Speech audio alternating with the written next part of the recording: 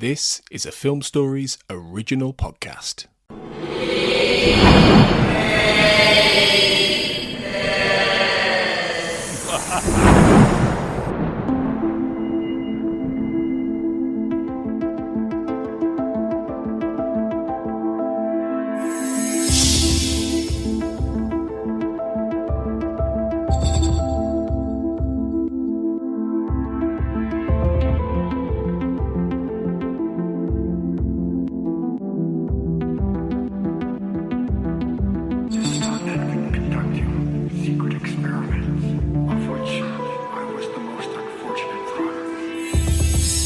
Welcome to the X-Cast. The truth is in here. This is our 13th Patron Roundtable, just in time for Halloween, spooky scenes from the X-Files. I'm your host, Marlene Stemme. This evening, I'm joined by Patrons Michelle Milbauer and, in her first Roundtable appearance, Annie Flowers. Hi, Michelle and Annie. How are you guys doing? Hi, happy to be back. Happy to be here. Yeah, great to have you guys. Yes, it's going to be fun. I have to say, I don't necessarily think of the X-Files as being scary to me. Like, I don't get scared watching it, but going through my choices for some of the spooky scenes and then reading through the listener responses, I kind of got the creeps in like a really good way, but I was not expecting to be scared by a show that we've all watched over and over again. But some of the scenes are quite creepy. What's your general thought on whether or not you find the X-Files frightening? Well, like I kind of had a process with how I went through it, because there are episodes that are gross out episodes. And I kind of eliminated those because they're not creepy per se. I went for more like tone or scary ideas. I tried to keep it with that. But I've been watching this show since I was 9 years old. So it's not scary, I think. I mean, there are spooky aspects to it, but I can't say that I'm really scared by it. But there are creepy ideas. And so I just tried to go by that. No, I was never really afraid of any of the episodes, but I guess I was more affected by some of the gross out episodes or the body horror kind of stuff. I was in high school when the show premiered, and having watched originally through the original ending and then the revivals and everything else, I can't say that I was honestly like scared by any of it or, nightmare inducing. But there was definitely some stuff that is icky and uncomfortable in kind of a fun, entertaining way, if that makes any kind of sense. But not scary, really. Okay. Well, let's go ahead. We'll discuss a few of them and then comment on what we think. And then we can go to some of our patron and listener feedback. So, Annie, if you want to go ahead. The first one that came to mind is Dwayne Barry driving in his car, listening to Red Right Hand. He's already taken Scully, so there's not that like anticipation, is he going to take her or not? But it's the setting and the mood. He's driving through the trees, and it's just a really creepy moment. And every time I hear that song, it just gives me the chills, the creepy chills of, I picture it and him driving. And so I'm going to go with Red Right Hand, Dwayne Barry driving. That's a good one. I hadn't thought about that, but that does create that mood. I was with my kids at a trampoline place last week, and I guess their theme for the evening was playing spooky Halloween-ish music, and that song came on, and I immediately thought, well, now I know what I'm doing the rest of the evening, going home and watching Dwayne Barry. But yeah, that is very unnerving. And the association we now have with that song, I agree. Yeah, I've been playing it on repeat in the car. I have my songs in the key of X that my husband got for me. And I'm like, you know what, just this song. This is all I need. And I was actually on my way to a costume party, a Halloween costume party, and played that song the whole way there on repeat. So I'm sorry to my kids, but that's what we did. Yeah, that's awesome. My first one is from The Walk, and it's the swimming pool scene when the woman goes into the indoor swimming pool and dives in. I have always had sort of an attraction and fear of swimming pools. Like, I really like being in the water. I like swimming. There's something about drains that kind of terrifies me, though, and I'm not sure why. It's just the image of it, or it's something about it being like underneath, I guess. I'm not exactly sure. But in that scene, it's the way that it's shot. So she dives in kind of into the deep end, and they're showing her swimming, and then they show the ceiling and the shadow swimming for her on the ceiling. And the rest of the scene when the projection attacks her and so forth is, I guess it's kind of scary, but it's that part when she's just swimming by herself and they show the shadow coming across the ceiling after her shadow. To me, that's the scariest or the spookiest scene in the show. And I think it's something just because of my own irrational fears, but then also just the way that it's filmed that just gives me the creeps. Yeah, that's a good one. Yeah, definitely. I hadn't considered it, but yeah, it's maybe in part because when you're incredibly vulnerable. I mean, you don't have any, for lack of a better term, armor. There you are. You're just open and vulnerable to anything. So yeah, that is definitely unnerving. And can I just ask, what is it about the drain that creeps you out? Throughout my life, I'll have nightmares about swimming pool drains, like the older ones that were the great style drains, which you don't see as much anymore, but I've seen them a few times in my life. And I'm like, it's a really big drain. But in these nightmares, I'll be walking past a swimming pool and I'll look and it's like, that drain's kind of big. And I'll look away, I look back, and it's gotten a little bit bigger. That's a recurring nightmare that I've had for years in different situations. And it's usually that I want to be like doing something in the pool. The woman goes to take a swim, or I'll be in there doing some kind of exercise or whatever. I don't know what it is about it, but it's just, I don't remember a time when it didn't creep me out. My next one is going to be Darkness Falls with the bugs, specifically after they've left the cabin, they think they're getting out and they're stuck in that car and the bugs attack.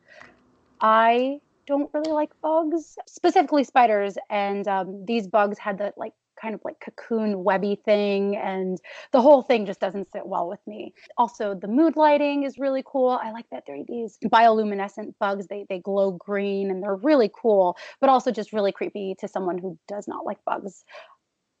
Yeah, there's a lot of anxiety in that episode. And for me, one I think along a similar vein is Ice, that you're in the bottle episode and you're kind of in that claustrophobic, you're trapped, which just continues to ratchet up and up and up the anxiety. And Ice is the first episode I ever watched.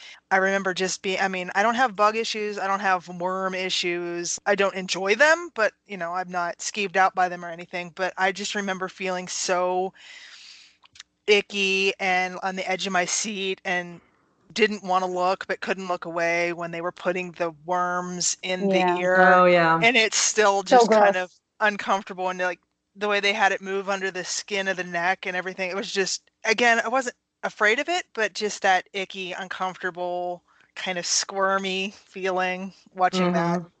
Yeah, that's a really good one. I don't know why that one didn't come to mind. I don't like bugs either. That's not the one that creeps me out the most, but I kind of have to turn away a couple of points in it now, and I didn't have to when I first saw it, but it's definitely creep-inducing. I'm going to go with Roadrunners as my second one. That's on my list as well. Yeah. Okay. Well, there is certainly plenty throughout to find spooky, I think, in that one. In fact, if I had to say that one X-File would scare me, it would be that one. In fact, I watched it last Halloween. It's the first time I'd seen it in a long time, and it was probably a good episode to watch for Halloween. But the part that comes to mind, or there's two parts, but there's the part when the townspeople are telling Scully, "You will be so loved," when they're about to put the slug in her back, is just, they have this bright, like, bucolic look on their faces, like they're in a state of rapture, and it's just incredibly creepy. And then it's sort of prefaced earlier in the episode by the part when Scully tells them that their victim essentially is going to be okay and he's going to live, and they start saying, "Praise God, praise him," and she's taken aback by it because it's such a dramatic response on their part, and it's just so unsettling too, and it kind of sets off that unsettlingness that leads into her being the chosen one for the for the second coming, I guess. But it's sad. It's the absolute psychoticism on their faces when they're talking that I find to be not necessarily the grossest part, but by any means, but the creepiest.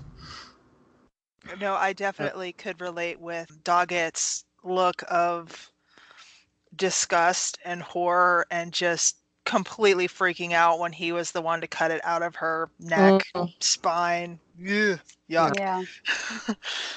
Yeah, that one's on my list as well. Everything that you both have mentioned is right up there.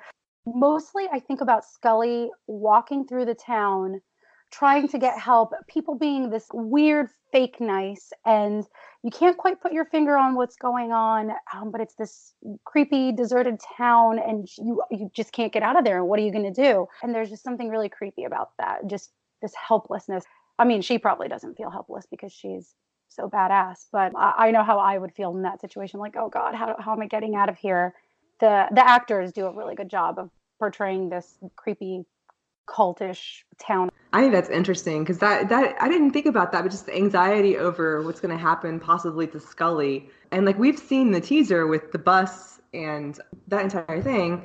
And so you know that something's going on, and she is so unaware, and she's not an unaware person, but you know in that situation she would never expect that. So it makes it really like nerve-wracking. Who can see that coming? Right. Slug cult. Yeah.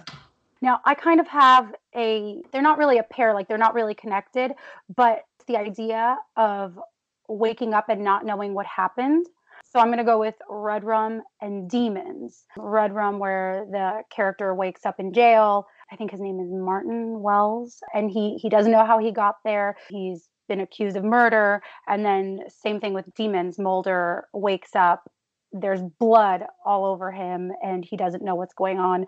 And the idea of possibly being a murderer, having amnesia, not knowing what is going on, I think that's a really creepy and scary idea. Yeah, definitely. Wouldn't also, in a way, John Doe fit in with that as well? Right. And I think those give like a really good perspective of that. I'm sure there are others you could think of where the character must be feeling that, like Scully waking up after her abduction, but we don't see that from her perspective, so you don't know. So the ones that show that are particularly unsettling. Right. Well, it's like the piecing together of the evidence, and Scully's is more long form, where you find out over the course of the next few years. So those specific episodes where I guess you just find out like in the short frame of time. Well, I'm going to go back to small town terror with Home. Mm-hmm. And a number of people in the comments mentioned Home, but the part that I remember the last time I saw it, the most disgusting part to me is this fork that they show at the beginning in the teaser. That almost undid me. I almost had to stop. But then there's a scene of the deputy that's sitting on the porch, and he's smoking a cigarette after the sheriff and his wife have been murdered. And he's just sitting there shaking. And that's kind of how I felt at that point in the episode as well. But it's just this state of terror on this, otherwise nice day. And I thought that was really well done and really well played. And that just, I don't know, it's just you don't know what's to come. You've seen what's happened. And that moment of his anxiety sitting there smoking I thought it was classic, but it was also just, creepy. Yeah, everything about that episode is creepy. But yeah, that is a very effective and affecting moment. Can either one of you listen to Wonderful, Wonderful without getting chills? No. Yeah. No. In fact, if somebody mentions Johnny Mathis or a Johnny Mathis song comes on, I'm like, oh, I hope it's not. It's really spread to his entire catalog. Yeah. Just from that. And a couple of people actually mentioned Home. Sarah Blair said the teaser for Home is terrifying. And then she said, okay, almost all of that episode. And then Chandru Ravindran said the long scene leading up to and including Sheriff Taylor and his wife's murder in Home. It's perfectly shot with an incredible choice of music, and there's a sense of horrific inevitability. That's a great description. Yes. It always hits me each time I watch it. And the fact that it ends in such brutality adds to the horror. Add his into our comments because it really does fit. That and the fact that all of the violence, and it's a very violent episode, is all kind of implied. Like, I mean, you see the pool of blood after the sheriff, is murdered, but you don't see, nor do you need to see, the level of the brutality that's happening. And that, I think, makes it almost scarier because it's left to your imagination, like thinking about the horrific things that are happening. I think you see enough. Like, you see more than enough. But yes, I guess you don't see the actual bodies, but still, yeah, it's pretty intense. Yeah, and the idea of the baby and hearing the description of the baby, that affected me. Yeah. And everything is just bright and sunny and great on the surface.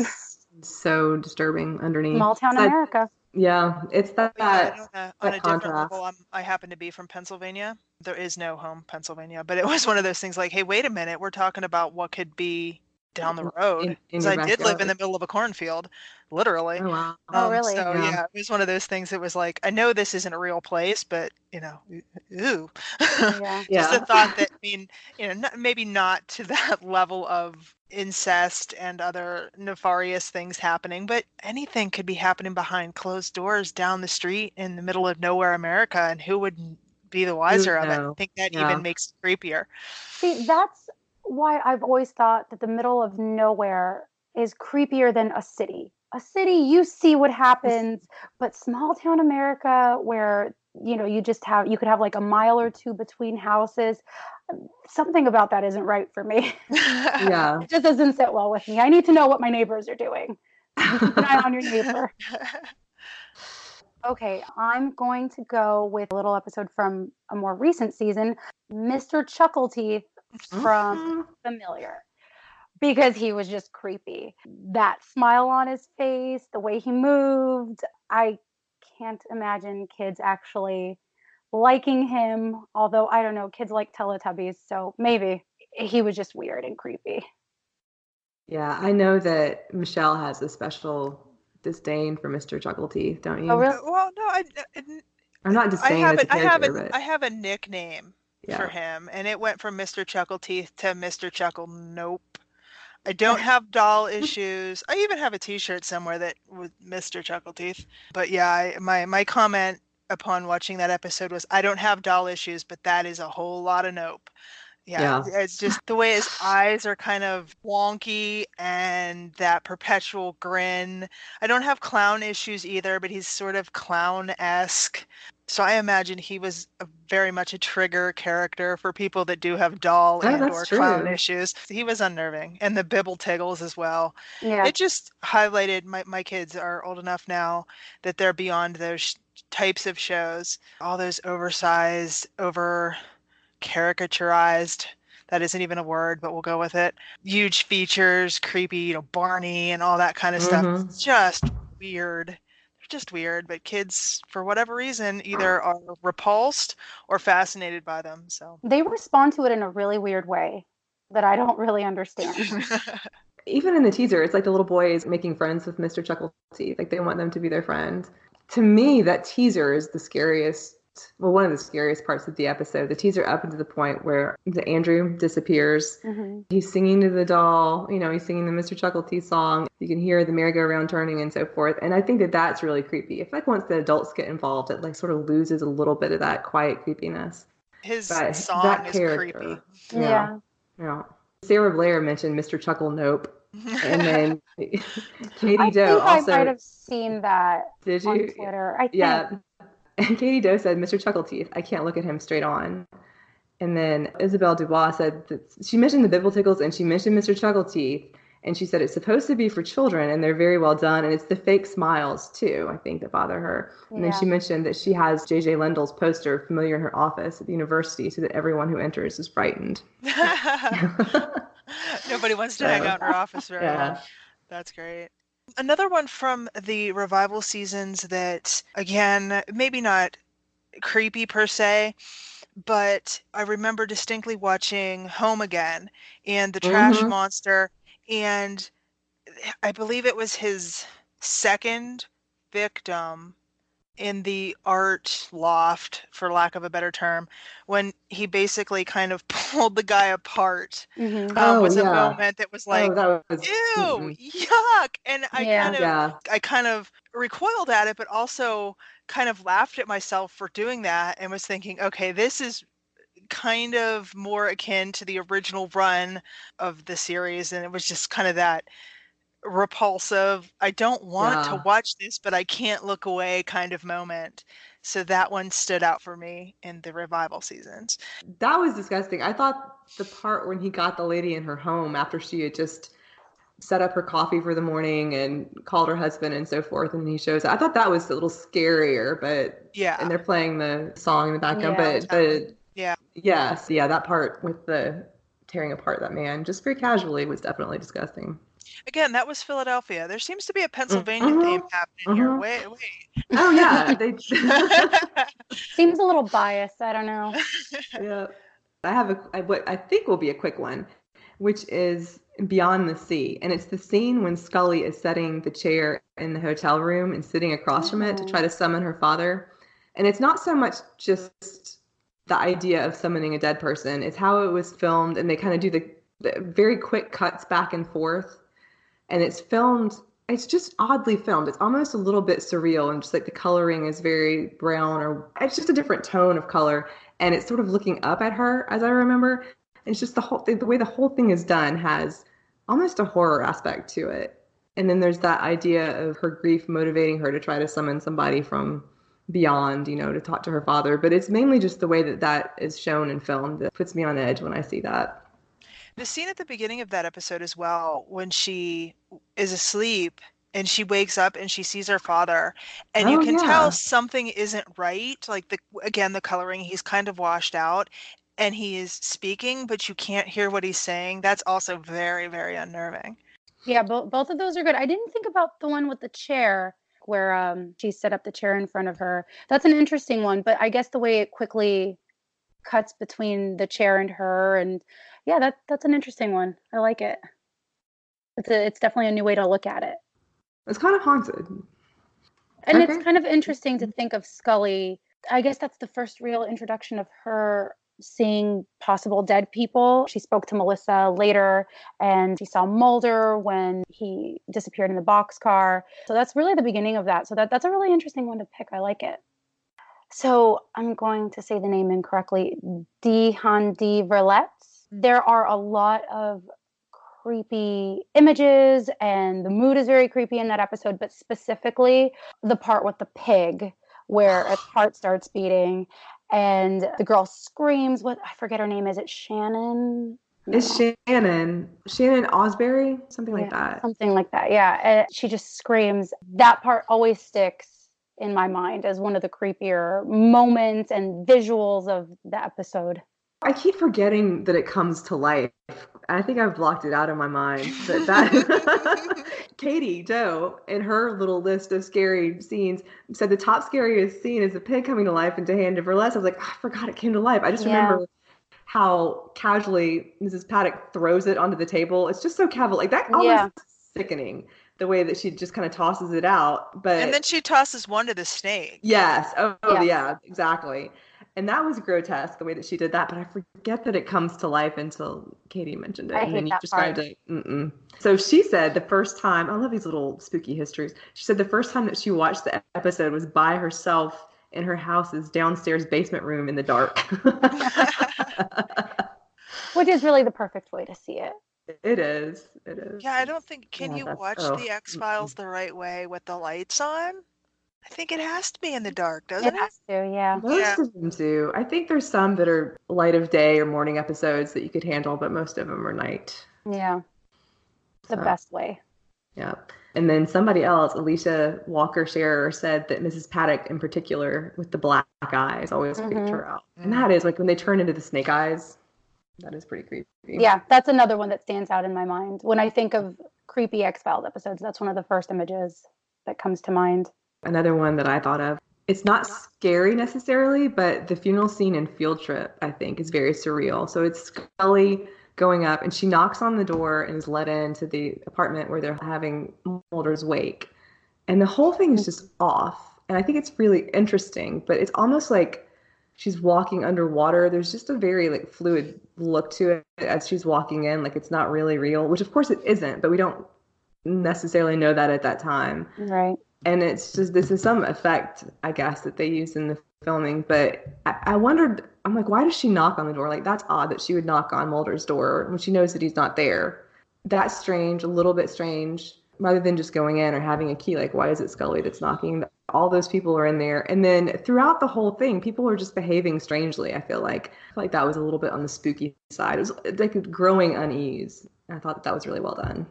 Yeah, and throughout that episode, when she's more and more insistent that this isn't right, something is going on, she kind of, not really unhinged, but her level of anxiety raises, which you kind of follow along with her. And yeah, it is really interesting. The way the entire episode really was shot was really interesting, and it kind of almost keeps you off guard. And there are little clues throughout as to what's going on. I think you notice if you watch it more and more, but I definitely think that scene is unsettling. Mm-hmm.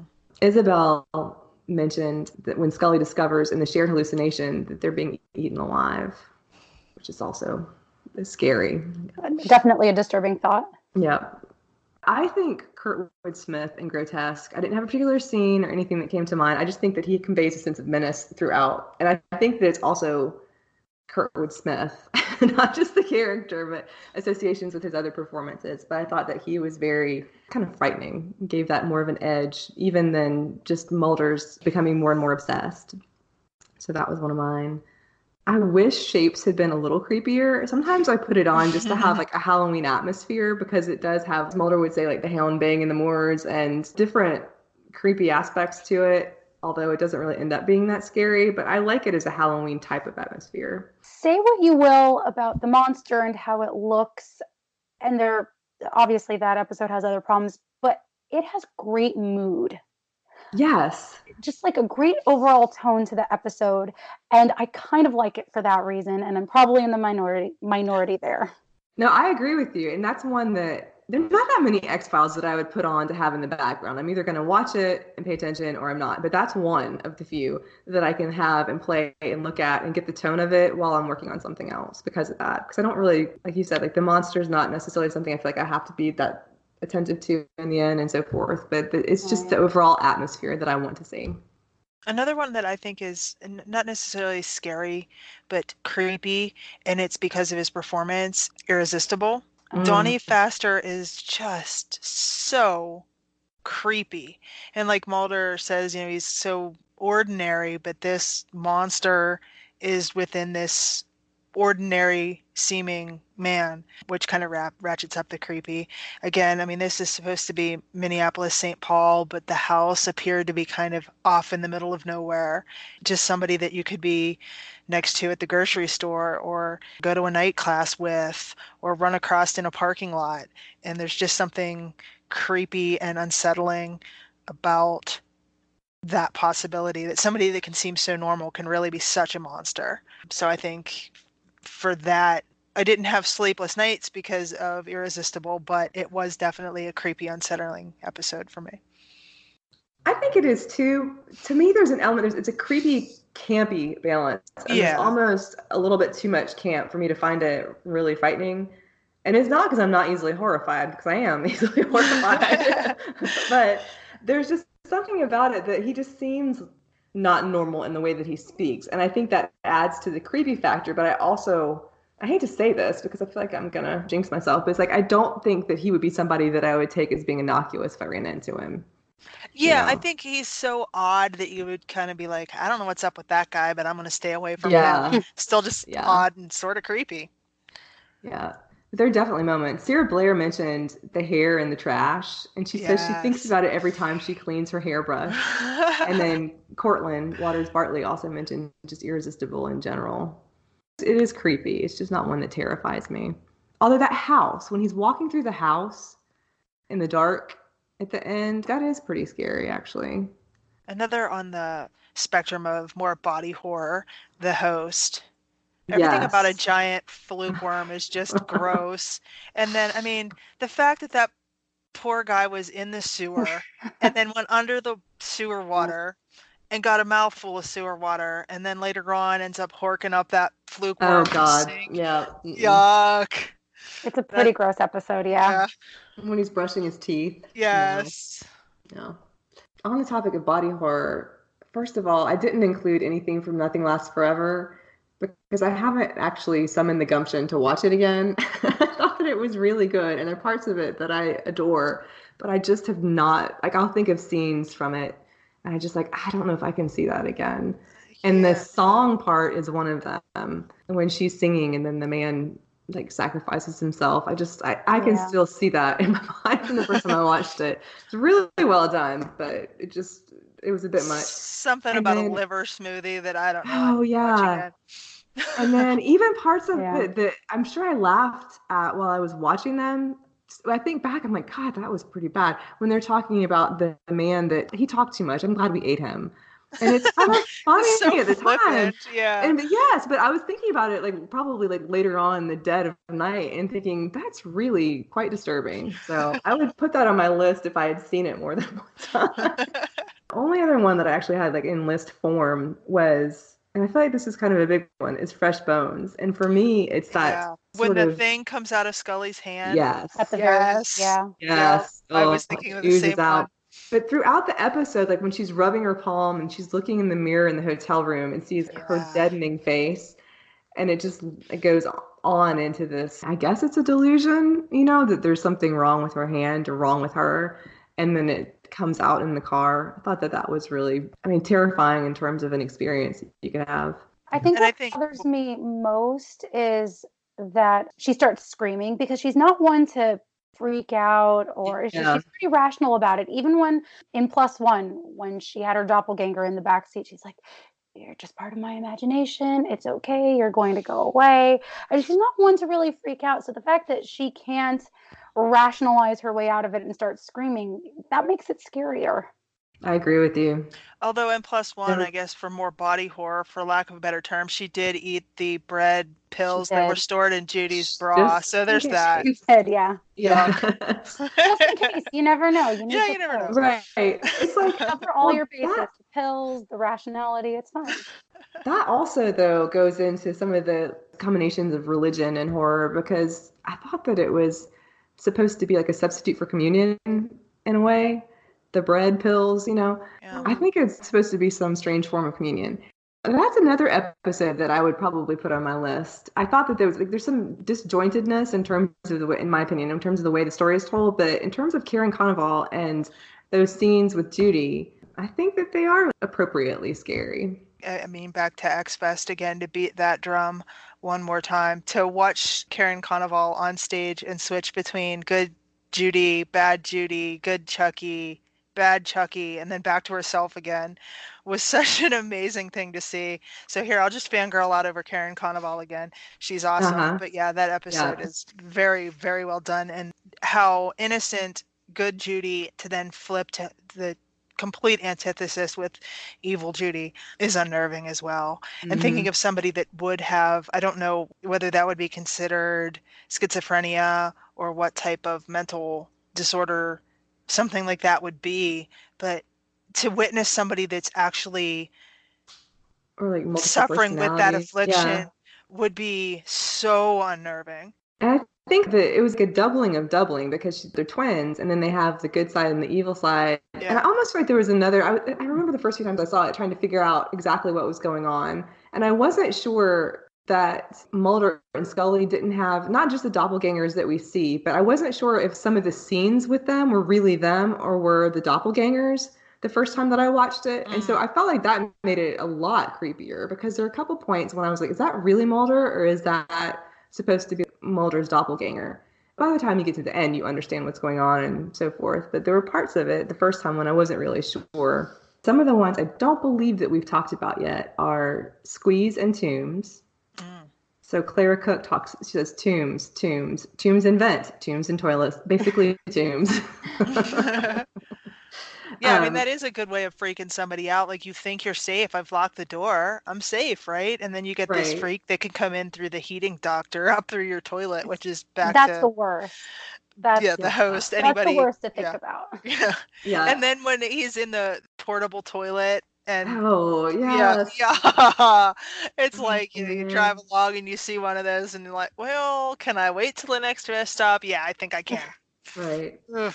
And then the showing the vents on the wall, that to me is like the thing I told you about with the swimming pool drains, although I'm not afraid of vents, so I'm not exactly sure what it is. But when she says tombs and vents, there's something about that. It's just creepy. And it could be that somebody's going to come through it, like with tombs, or it could be just the image of it suggesting that. But I thought that was a really good one. Yeah.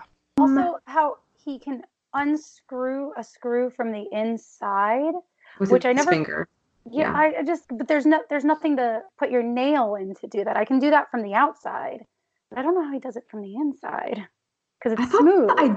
Yeah, that's true. That's why I'm like, that's really creepy, because I couldn't do that. How do you do that? And it's the sound of it too, that that you have always doing it. Like everything just kind of goes together in that. Another one that I didn't mention, and I think it's because I love it so much that I don't necessarily find it creepy, is Aubrey. Although I love it because I find it creepy, so I don't know why I wouldn't find it frightening. But some of the scenes in that, this is another sort of waking up and not knowing what's happened when she wakes up and has sister carved on her chest and isn't sure why. But I think that episode is classically creepy. There are a lot of emphases on things that are buried or subterranean. J.J. Lindell also mentioned Dwayne Barry, the abduction flashback, though, instead of the part with the red right hand. Dwayne Barry getting some attention. Yeah, just the thought of somebody drilling holes in your teeth. Yeah. Which then later on with Mulder's abduction, and you see that dentist chair from hell that he's bolted into, literally. Right. Yeah.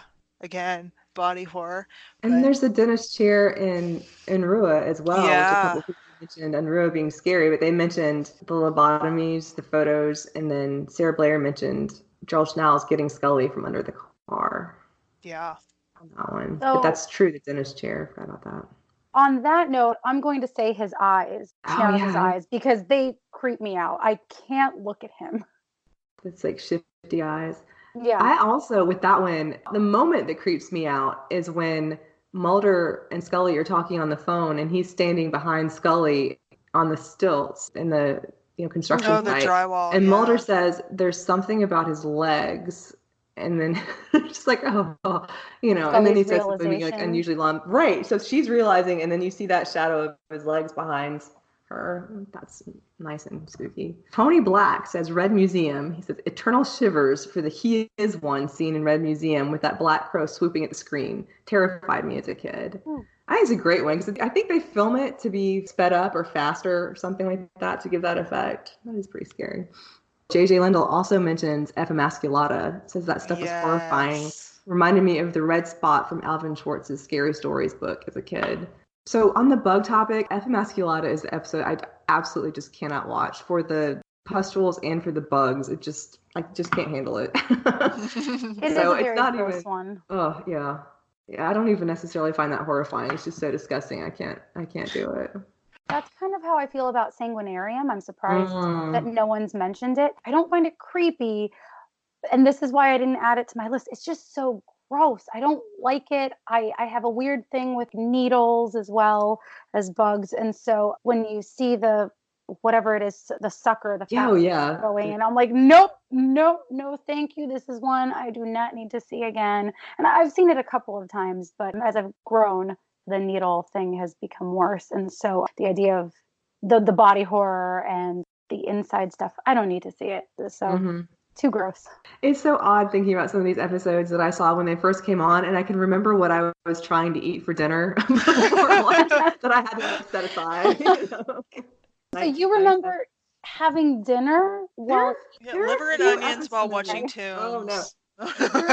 There are a few episodes I can remember going out to eat, or like friends going out to eat, and where we went before certain episodes. And some of that was just my memory of that experience of the episode. But then sometimes it's because I remember during the episode looking at the food and setting it aside.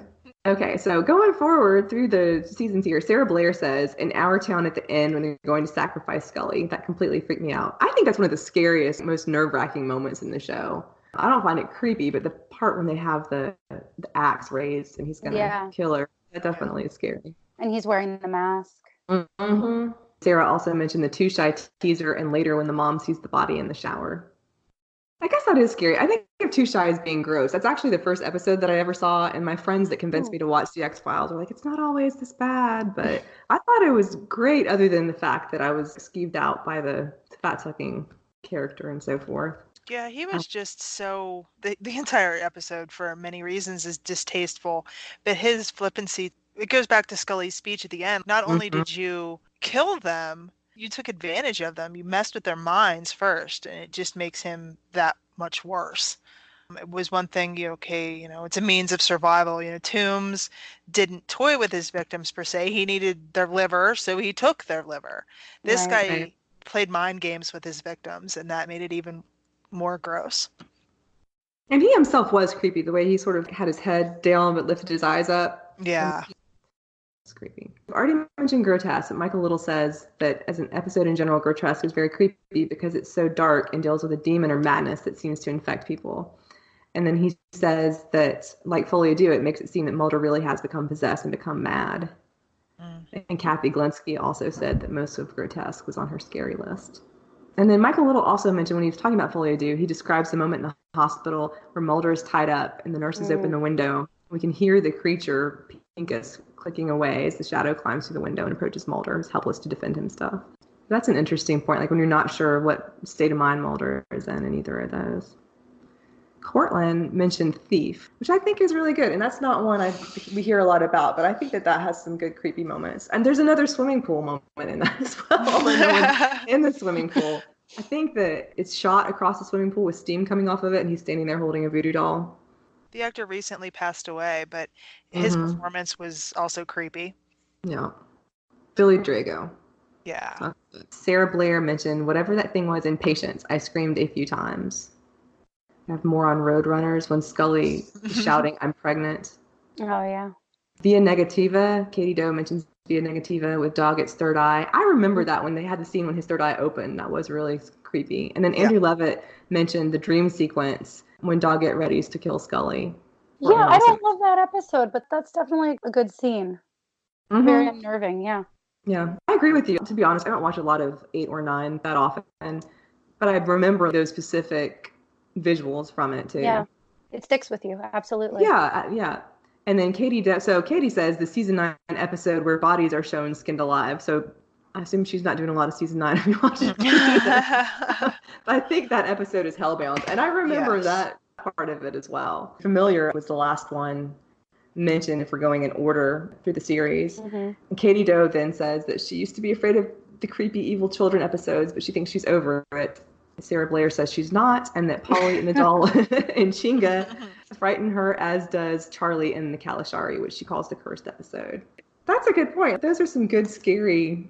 Well, the Kalashari is early on episode. Well, the girls in Eve as well. Those two were incredibly creepy little kids. I mean, it was a great performance on their part, because I'm sure they're not nearly that creepy for real, but when they would just look at each other and we just knew. Yeah. Right. Yeah, they were so emotionless and calculating. Yes. It's hard not to find them creepy.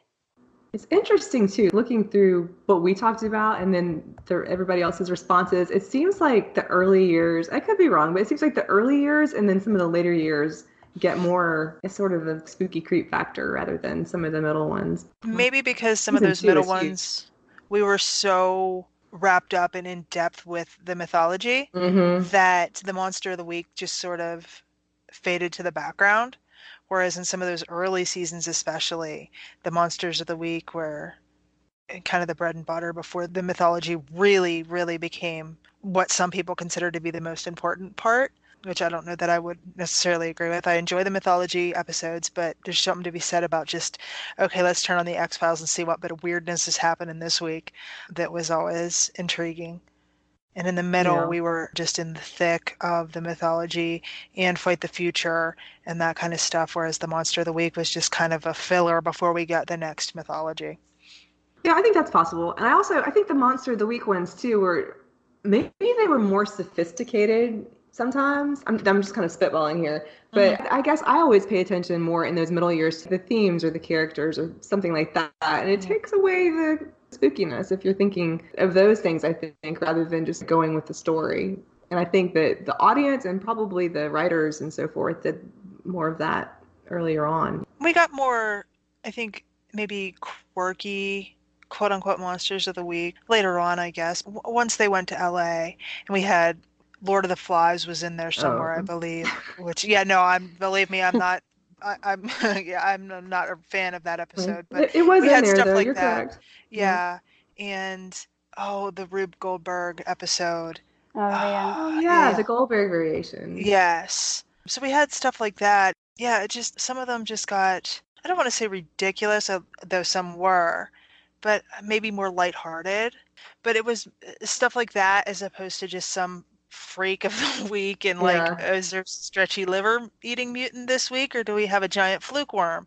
They definitely went more for experimental episodes and more comedic episodes. I mean, you look at season 5 with Bad Blood, and you have the amazing Bellini in season 6, and so on. And so you kind of lose a little bit of the creepy monsters and overall the creepy tone, I think. And I think it's really hard to have the creepy tone in California and Los Angeles, where it's so like bright and sunny, whereas the woods of Vancouver really had their own like, atmosphere. It was their own character in and of itself. So there's something to be said for shooting locations, and maybe even the writers, they were maybe starting to, not that they didn't have ideas, but either they were running out of ideas or they were just trying to be too experimental instead of getting down to just the creepy factor.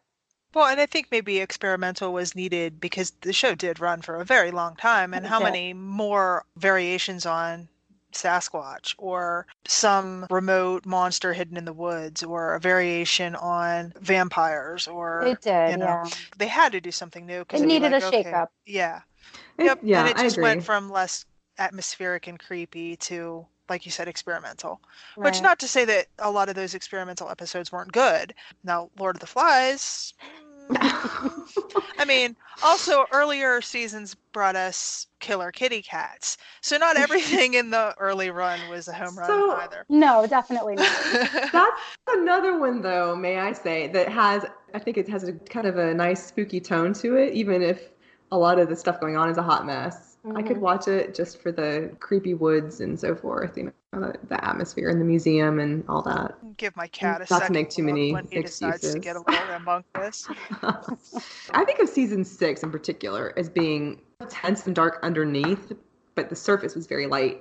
But that's something that you can appreciate, like how it makes you feel watching it, or you can think about it and think about, what does this have to do with what the characters are experimenting? But it's not the same sort of creepy scare that you get from the story being dark or being in the dark woods, Right. I do have one more on my list that I didn't mention. It's the pilot in the woods, actually.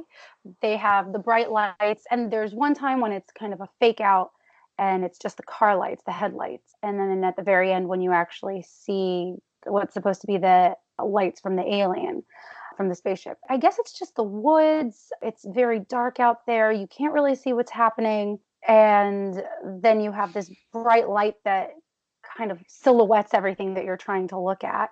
And I thought that was a really good one. I don't know, maybe it seemed a little obvious, or I don't know, maybe I was looking at more Monster of the Week, but I did put it down on my list and I never mentioned it. But I would go with that one if I was to tell someone like, no, this is a creepy show. The woods add a lot of atmosphere and a lot of character, and I really like those scenes.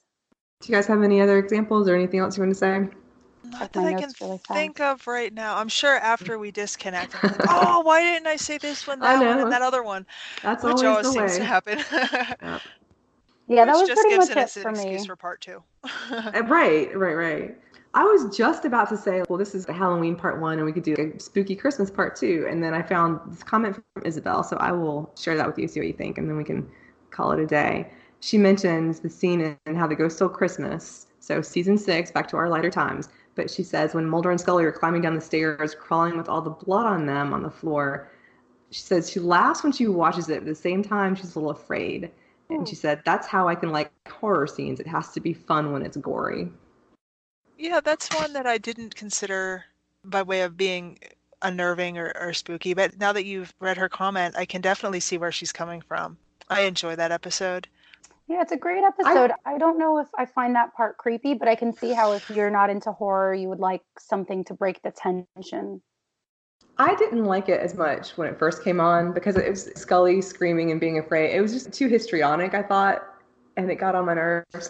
but I've seen it enough since then, and really, I don't know, just like the psychological aspects of it and of what they're going through make a lot more sense to me. I guess I had to pick up on that part of it to appreciate it. And I don't know that I find it scary, although I like the creepiness of the idea of them going again and again into the same rooms, and they'll have like the artwork on the shelf is interesting too. Like there's a bust that's looking down and one pass through, and I don't know. I think there's some set decorations that are nice and sort of creepy in a Halloween Christmas way. The haunted house theme. Yeah. Kind of a play. Yeah, the kind of play on the trope of the painting in the haunted house that its eyes follow you as you walk down the hallway. Yeah. So where can we find you all online? I'm Annie A. Flowers on Twitter, and then I'm also lurking in the basement on Facebook. Michelle, how about you? Lurking is an apt term for me. I lurk in the X-Files basement on Facebook and also on Twitter at mmbaker13. I say this every time. I'm trying to be better about not lurking on Twitter. I'm just trying to think of something clever that I could put there. So I'm working on it, but please feel free to engage with me on Twitter, and hopefully I can have something not too inane to say. I am Marlene HS on Twitter. At least I think that's my handle. I also cannot remember it each time I do this. And then Marlene Stemme in the Facebook X-Files Basement group while we all gather to chat. And I'm also not, I wouldn't call myself a lurker, but I'm just not programmatic in how I post things either. And I'm not going to be, because I just don't think people make those sorts of dramatic changes. So however you are, and everyone will find you to talk about the X-Files, I'm sure. Thank you all. Thanks to Michelle and Annie, and thanks to all of you that contributed your spooky comments, and thanks to our listeners. And until next time, trust no one.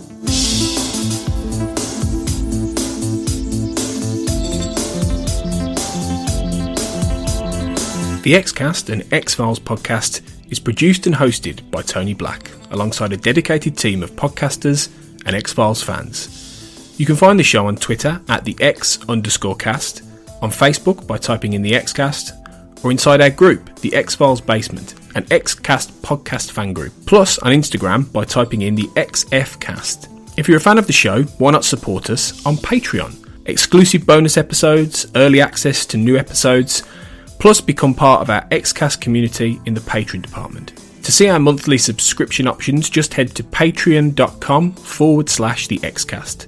That's patreon.com/the Xcast. We'd love to see you join our Patreon community. We're also part of the We Made This podcast network at We Made This Pod on Twitter and We Made This on Facebook. You can find a range of shows on TV, film, music and popular culture in general on the network. Thanks for listening, and we'll see you next time.